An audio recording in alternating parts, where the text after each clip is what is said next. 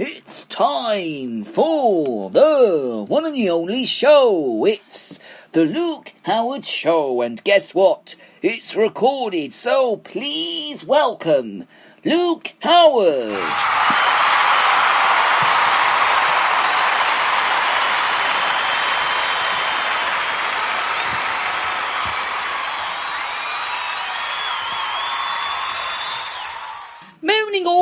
Moaning, and welcome to a brand new week, of course, of the one and the only show, the Luke Howard Show. It's Monday the 6th of July is the date today. Wow, 6 days into July already. Wow, absolutely amazing, really. I don't know where the time's gone this year.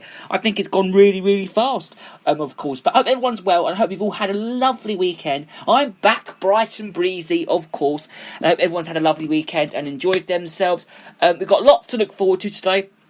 We're talking about news over the weekend, of course, about pubs, people getting drunk, and of course the hospital with the drunk with the hospital and the NHS and everything. So we're going to be talking about that in a moment. We're also going to be doing the National Day today as well. Got some great tunes lined up on the show today as well, and we're also doing maybe some telly for tonight. I'm not sure we're going to be doing that or not.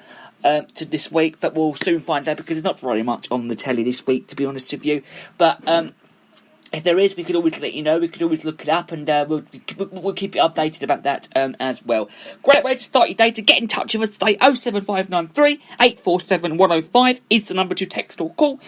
I would suggest, if you started with the word talk and your name, I would suggest and where you're from, as if you text him, or if you're phoning us, I would suggest if you do phone us and you haven't got to talk and your name or where you're from, just ring us and we'll get back to you, and we'll give you a big mention, of course, on the show. Or you can find us on email. There's two different email addresses. You can either contact my agent, which is garyjhoward68@hotmail.com, or you can use the other email, which is 345-457@student.hrc.ac.uk, or you can find, well, that's mine, by the way, the second one is mine, and the first one for my agent is garyjhoward68@hotmail.com, and the one I just said, the 345-457@student.hrc.ac, is my email. So you can get in touch with me if you'd like about any mentions or anything you'd like to us to mention on this show, or you can find us, of course, on Instagram. It's at the Luke Howard fan page. Would love to hear from you there. Just drop us a message or whatever, or you can get in touch with us via hashtags. It's hashtag Luke Howard, hashtag Luke Howard Show, or hashtag stay at home and listen to the one and the only show, of course, the Luke Howard Show. It's just hashtag stay at home and listen to the Luke Howard Show. Love to hear from you, so do get in touch. Go ahead, you're more than welcome, of course, you're more than welcome. So, okay, let's start off by talking about the news over the weekend about pubs. Now, this headline that I'm going to be reading now is crystal clear: drunk people will not socially distance. Okay, I've seen people, the other day, we drove past the pub, the other day. This was on Saturday. This was at 11:45. It was about 11:45, and there were all the people were queuing up. They were all sitting outside. They were all waiting to go in. 11:15. This was 11:45, and then by 12:15, the pub was absolutely packed. Literally 12 o'clock came round, it was packed, and then by 12:15, there were people standing out there with hand sanitisers. I can't even look at people in pubs, to be honest with you, at this very moment, because people who are in pubs at the moment are not socially distancing. I've seen it. I've driven past pubs in cars, and I've seen what's going on there, and it's not right at all. So, it is crystal clear that drunk people are unable to socially distance.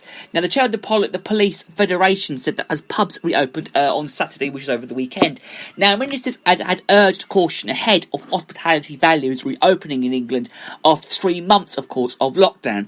Now, John Alper dealt with naked men, happy drunks, angry drunks, lights and more, angry people, drunks, and on shift this was in Southampton, but police thanked the majority of people for this was acting responsibly as they enjoyed the night out. So, streets were also packed in London's, this is Soho district, with images that I can see right now of people showing revellers outside pubs into the early hours of yesterday morning. Now, the Metropolitan Police said that there were no significant issues in the capital. Now, pubs actually opened up on Friday. There were hairdressers that I know that were open Friday night. That actually opened before the 4th of July. I mean, my boss, he got his hair cut on the Friday, would you believe? The Friday! I know that he got it cut on the Friday, the day before they were all supposed to open. They weren't supposed to open till Saturday. I know places that were open the day before, and it wasn't right at all. I've got pictures now of people sitting outside, not socially distanced, which is not right at all. The Metropolitan Police has said that there were no significant issues in the capital. Now, Devon and Cornwall police received more than 1,000 reports, most of which were, drink-related. Now, in North Nottinghamshire, 4 people were arrested and several pubs were decided to close after alcohol-related with social behaviour. Okay, so it's all kicked off. 5 minutes later, it's already kicked off already. So while people were out in droves, at thousands of venues, fears emergency services could be as busy as New Year's Eve appear not to have been realised. But Mr. Alper from the Police Federation, which is Association for Police Staff in England and Wales, has said that there was a crystal clear is that drunk people, of course, can or won't socially distance. I've seen it. We've driven past pubs and I've seen it, of course. It was a busy night, of course, on Saturday. With the shift managed to cope, and this I know of other areas have had issues with officials being assaulted. Addressing concerns raised by Mr. Apter, the Health Secretary Matt Hancock has said that people had allergy acted responsibly.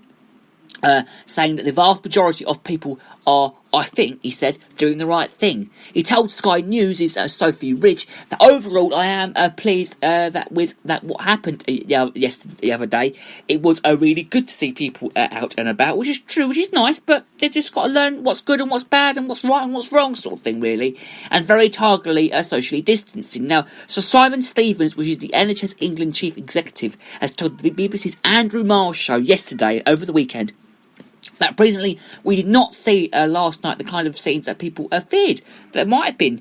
Wow, really? It was the foolish few, but the sensible majority. Now, apparently the app's not been working, and I have heard about this. But anyway, we'll move on. He said that we're really prepared for a sudden app surge in calls related to people being out drinking, but it hasn't happened. And thankfully, instead, hopefully, it's a sign people have heeded the advice and had a sensible night.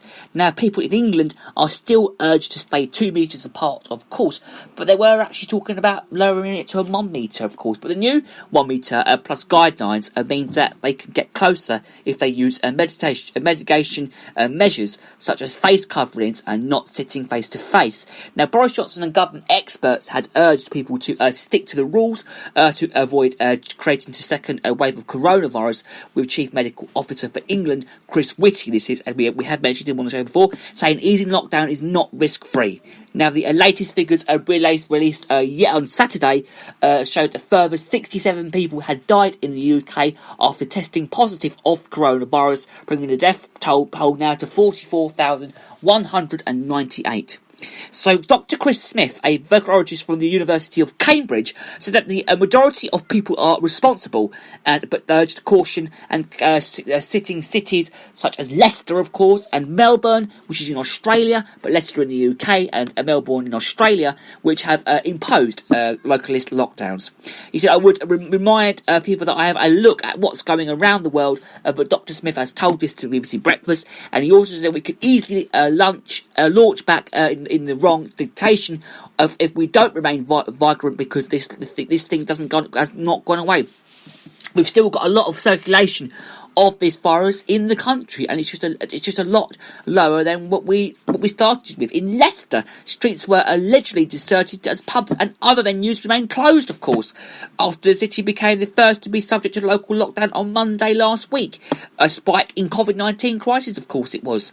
Now, restrictions are, of course, hopefully set to Northern in place in Scotland and Wales, while pubs have been able to reopen in Northern Ireland since Friday just gone. Now, barbecues and wedding bells. Okay, now we did mention about barbers earlier on. I mean, I have seen people, of course, I must mention it again, opening up before the Saturday, which is pathetic. The day they were supposed to be opening was Saturday. A lot of them were opening the day before, which wasn't right at all. Now, there were further lockdown circumstances that relaxed in England on Saturday just gone, including hairdressers and barber shops reopening. Now, they were doing very well. My sister, as I said, she's working 7 days on the trot, 8 in the morning till 6 at night at this very moment. So, outdoor gyms, and this is children's playgrounds and other outdoor spaces, and of course these are not, by the way, these are, okay, and I mentioned this on the show the other day, I mean, parks, I mean, playgrounds, I see millions of people playing in parks and playgrounds at this very moment, but it says on my script, it says right in front of me now, okay, that playgrounds are not allowed to reopen. Well, how comes there's people all playing in playgrounds and stuff like that? But these are places that aren't allowed to be reopening, which is outdoor gyms, children's playgrounds, and other outdoor spaces, libraries, community centre, bingo halls, cinemas, museums and galleries, and fun fairs, theme parks, amusement arcades, outdoor skating rinks, social clubs and model villages are not allowed to be reopening at all. Now, places of worship, they can open, which is like churches and stuff, but only for prayers and services, and weddings are allowed to take place, would you believe? Wow! So people are also allowed to stay the night away from home for the first time since lockdown has started, with campsites and holiday accommodations also reopening as well. Now, police in Dorset,